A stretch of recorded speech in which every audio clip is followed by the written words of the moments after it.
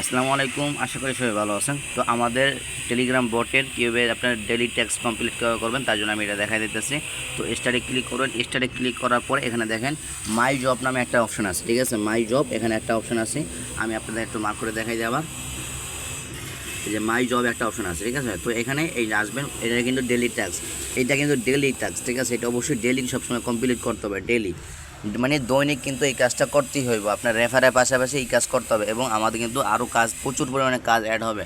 আর আমাদের এই টেলিগ্রাম বোর্ডে কিন্তু 100% গ্যারান্টি সহকারে পেমেন্ট করা হয়, ঠিক আছে? এখানে কিন্তু আমরা বাকিদের মতন ওই 100 টাকা, 10 টাকা, 20 টাকা এরকম না, আমাদের ব্যালেন্স কম, কিন্তু আমাদের এখানে 100% এখানে পেমেন্ট দেওয়া হয়, ঠিক আছে? আশা করি এটা বুঝতে পারছেন। তো এখানে যে এখন 1 নম্বরে কাজ আছে, ঠিক আছে? কাজ 1, কাজ এখানে যা যা লেখা আছে সবগুলো পড়ে নেবেন, পড়ে তারপর কাজগুলো করবেন। কাজ টুতে যা যা আছে সব কিছু পড়বেন, পড়ার পরে কাজগুলো করবেন।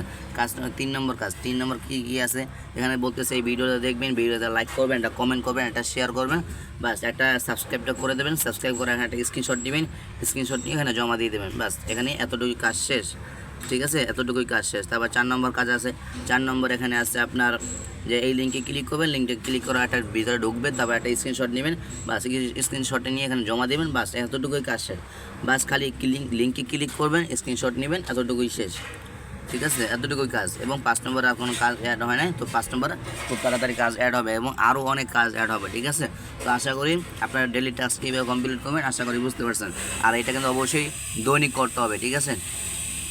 আর এখানে যত কাজ আছে অবশ্যই সব কিছু করবেন। তারপর যদি কোনো কাজে সমস্যা হয় তাহলে আমাদের হেল্পলাইনে আসবেন, হেল্পলাইনে এসে আমাদের চ্যানেল অথবা সাপোর্ট গ্রুপে এসে আমাদের সাথে যোগাযোগ করবেন, ঠিক আছে? আল্লাহ হাফেজ।